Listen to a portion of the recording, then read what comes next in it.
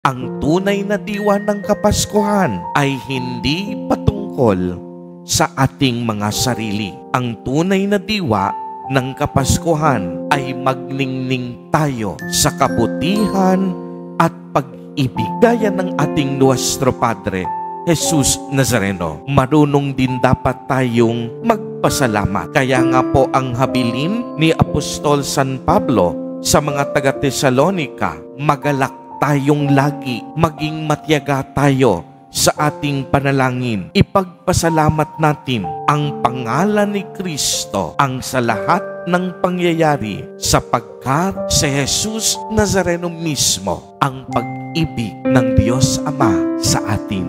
Purihin at dakilain natin ang ating Panginoon, ang mahal na poong Jesus Nazareno.